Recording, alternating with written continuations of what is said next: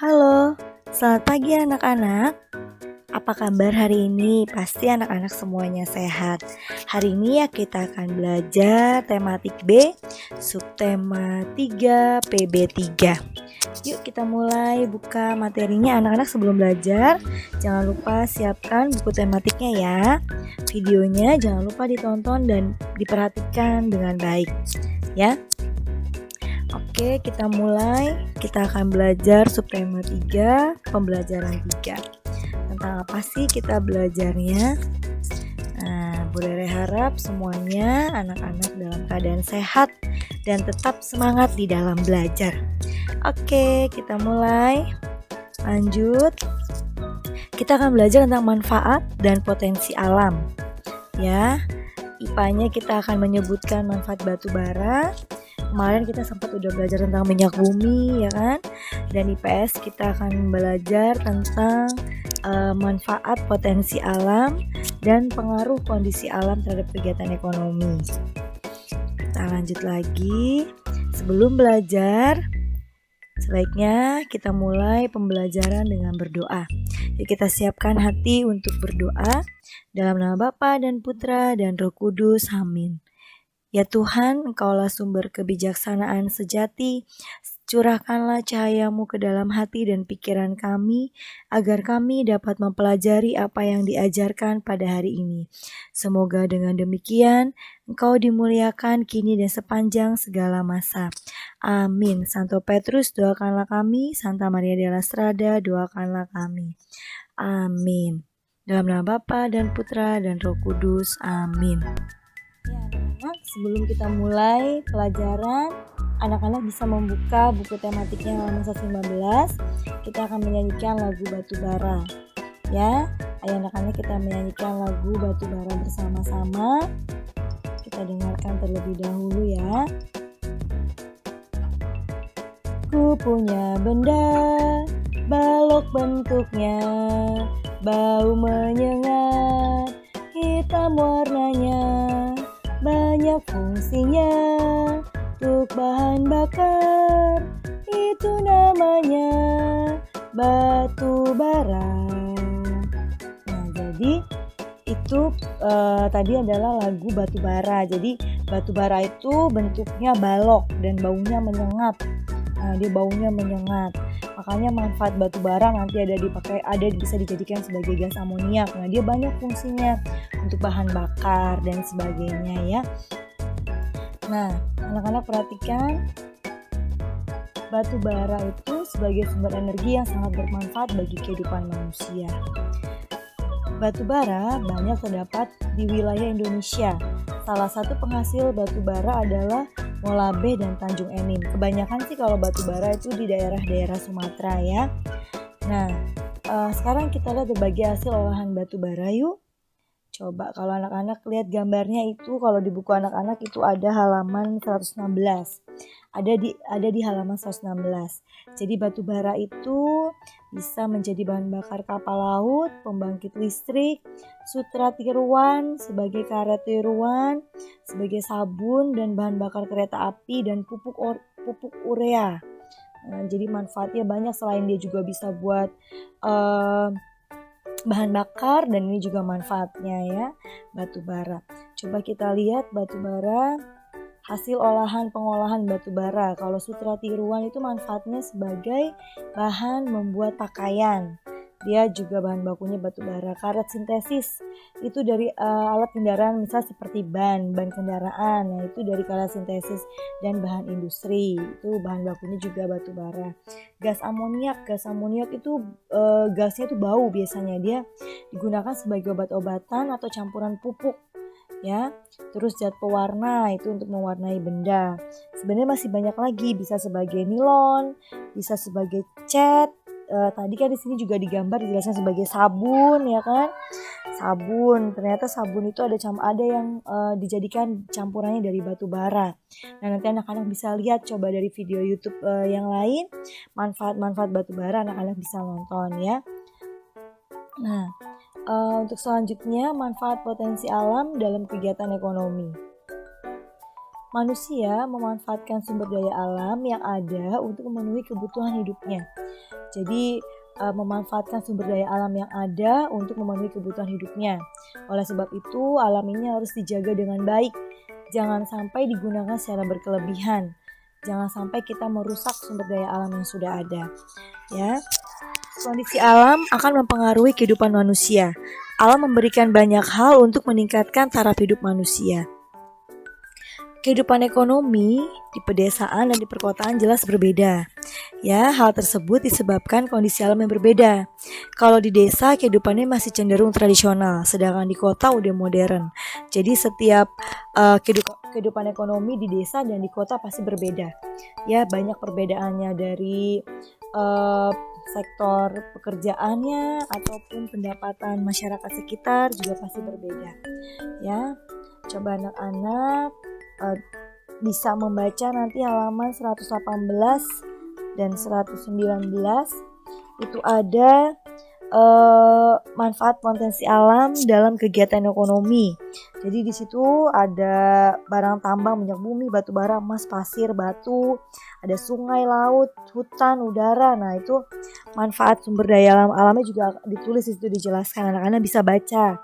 Ya, sungai manfaatnya untuk apa? Laut, hutan, dan udara dan sebagainya.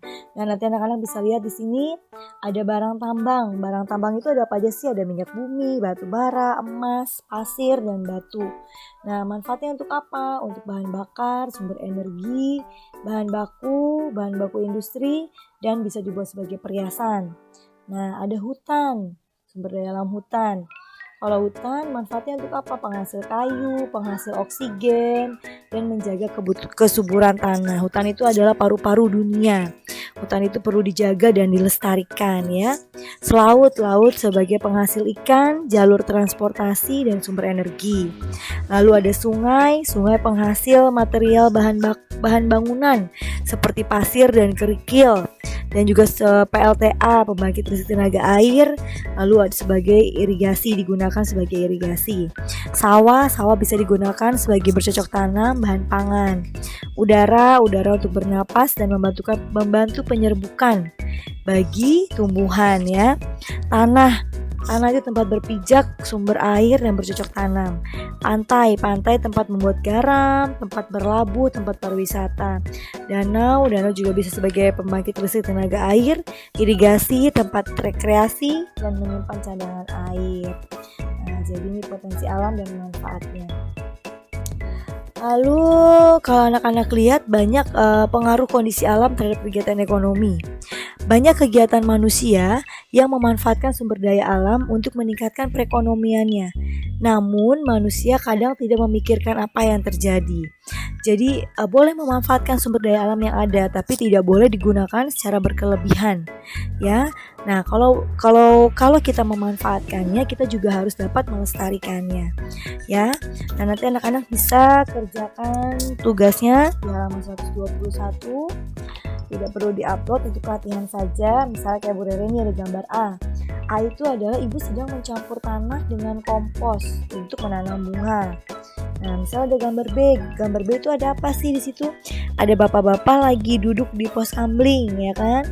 Dia ngapain bapak-bapak itu? Anak-anak bisa membuat memberi keterangan pada gambar itu. Misalnya pada malam hari warga melakukan ronda malam untuk menjaga keamanan lingkungan. Ya kan? Kalau yang C itu ada kerja bakti, yang anak-anak bisa memberikan keterangan. Yang D itu ada 2 orang anak yang sedang berlari-larian sehingga merusak tanaman. Nah, yang E itu ada penebangan pohon ya secara liar, secara besar-besaran sehingga merusak hutan. Kalau F ada apa itu? Ada pembakaran hutan ya, atau karena puntung rokok yang dibuang sembarangan. Jadi sehingga menyebabkan kebakaran hutan. Nah, itu anak-anak bisa memberikan keterangan nanti di buku tematik anak-anak ya. Manfaat potensi alam dalam kegiatan ekonomi. Nah, anak-anak bisa lihat nanti di halaman 123. 123 itu kita contohnya diambil dari bagian satu ini, bagian manfaat sumber daya alam, yaitu tanah. Misalnya tanah itu sebagai lahan pertanian dan perkebunan, sebagai lahan peternakan, sebagai lahan perumahan, dan sebagai bahan baku kerajinan patung atau gerabah. Ya, tanah adalah lapisan atas bumi yang terbentuk dari batuan-batuan yang lapuk. Lapisan paling atas selalu terbentuk oleh humus. Nah, humus sangat bermanfaat untuk perkebunan dan pertanian. Nah, beberapa kegiatan ekonomi yang memanfaatkan sumber daya alam yang berupa tanah, sumber daya berupa tanah. Nah, pertanian merupakan bentuk usaha mengolah tanah dan menanaminya dengan berbagai jenis tanaman. Nah, pertanian itu dibagi menjadi 3 nih, ada sawah, ada tegal, dan ada ladang. Ya, sawah itu merupakan bentuk pertanian pada lahan basah. Hasil utamanya itu kebanyakan padi. Ya, sebagian besarnya padi. Tegal itu merupakan bentuk pertanian pada lahan kering. Hasil pertanian tegal itu ada tebu, ada nanas, jagung, ubi, dan singkong. Jadi dia bentuk pertaniannya lahan kering ya kalau tegal. Nah, kalau ladang merupakan bentuk pertanian yang dibuat dengan membuka hutan. Nah, jadi mungkin di daerah masih banyak hutan, itu biasanya warga ada yang memanfaatkan hutan itu dibuat seperti ladang, dibentuk ladang. Jadi bisa ditanami umbi-umbian seperti singkong dan sayur-sayuran atau yang lainnya ya.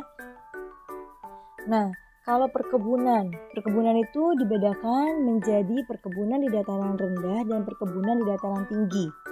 Kalau perkebunan di dataran rendah itu ada kelapa sawit, ada tebu, ada karet, dan yang lainnya. Kalau perkebunan di dataran tinggi itu seperti di puncak ya. Itu kebanyakan orang menanamnya dengan kopi, teh, kakao, coklat ya, atau cengkeh, buah-buahan, sayur-sayuran. Nah, Indonesia itu terkenal sebagai penghasil rempah-rempah. Yang paling utamanya itu adalah lada dan pala. Ya. Yang ketiga, kita akan lihat itu ada peternakan. Nah, peternakan, kalau anak-anak suka lihat peternakan itu peternakan itu adalah usaha memelihara hewan untuk diambil hasilnya. Nah, hasil yang diperoleh dari hewan ternak itu ada berupa susu, daging, dan telur. Nah, biasanya tuh hewan yang dijadikan sebagai hewan ternak itu bisa ayam, bebek. Nah, kalau ayam kan bisa diambil daging sama telurnya. Nah, bisa juga sapi, kambing, ya kan, babi, dan yang lainnya. Nah, jadi kalau ada pertanyaan, hewan yang dapat diambil susu, daging, dan telurnya itu adalah ya namanya hewan ternak, ya. Nah, terus yang 4 adalah perikanan. Perikanan adalah usaha memelihara ikan untuk diambil hasilnya. Nah, ikan itu perikanan darat, ada perikanan darat, ada perikanan laut, ya. Kalau perikanan darat itu seperti di sungai, danau, kolam, empang. Jadi jenis ikannya itu yang dapat dibudidayakan. Biasanya itu ikan mas, ikan gurame, ikan lele, ikan mujair, dan sebagainya. Ya, seperti dibuat tambak-tambak. Kebanyakan sih emang di daerah dekat-dekat pesisir. Ya, di daerah dekat sekolah kita juga suka banyak dibudidayakan ikan. Ya, perikanan darat itu. Nah, jadi kalau yang perairan laut, perikanan laut itu, karena Indonesia ini perairan lautnya sangat luas dan berpotensi menghasilkan ikan yang berlimpah. Jenis hewan laut yang dihasilkan adalah bisa tongkol, tuna, bawal, kembung, teri, dan sebagainya. Ya. Yang kelima adalah kehutanan. Hutan. Nah, anak-anak kalau pulang kampung pasti di daerah Sumatera atau dimanapun itu kalau menemukan hutan. Nah, hutan itu Indonesia banyak memiliki hutan karena kondisi iklim yang menunjang, yaitu beriklim tropis. Jenis hutan yang ada di Indonesia adalah hutan hujan tropis. Hutan menghasilkan sumber daya alam yang melimpah. Hasil hutan meliputi kayu, rotan, damar, pinus, getah, perca, dan getah agatis ya. Hasil hutan tersebut dapat dimanfaatkan untuk kebutuhan rumah, parabot rumah tangga, industri, dan bahan baku mebel. Jadi hutan itu perlu dijaga dan dilestarikan supaya hutan itu tidak rusak ya. Karena hutan adalah paru-paru dunia, dia dapat menghasilkan oksigen, dapat menyimpan cadangan air. Sekarang aku tahu nih. Sekarang aku tahunya manfaat batu bara antara lain sebagai pembangkit tenaga listrik, bahan membuat karet sintesis, bahan bakar, bahan membuat sutra tiruan dan sebagainya. Contoh potensi alam yaitu ada sungai, laut, barang tambang, dan udara. Nah, kegiatan manusia dalam rangka memenuhi kebutuhan hidupnya disebut dengan kegiatan ekonomi. Nah, 4. Manfaat tanah sebagai potensi alam dalam kegiatan ekonomi, yaitu bisa dijadikan sebagai lahan pertanian seperti sawah, tegal, dan ladang, dijadikan perkebunan seperti perkebunan dataran rendah dan dataran tinggi, peternakan seperti peternakan sapi, kerbau, kambing, ayam, dan sebagainya, perikanan seperti perikanan darat dan perikanan laut, serta kehutanan. Ya, nanti anak-anak dapat mengerjakan latihan halaman 126 langsung di buku tematik, tidak perlu diupload untuk belajar anak-anak di rumah. Ya, refleksinya apa yang harus kamu lakukan agar sumber daya alam dapat tetap lestari. Yang kedua, apakah kamu sudah memanfaatkan sumber daya alam dengan baik? Nah, aksinya apa sih? Aksinya itu saya lakukan. Saya akan memanfaatkan sumber daya alam dengan bijak secara apa? Misalnya anak-anak bisa menjawab. Ya, anak-anak tetap semangat belajar di rumah. Jangan pernah patah semangat. Semoga kita bisa segera bertemu sehingga kita bisa belajar bersama-sama di dalam kelas di sekolah. Ya, tetap semangat anak-anak. Terus jaga kesehatan dan Tuhan memberkati kita semua. Amin.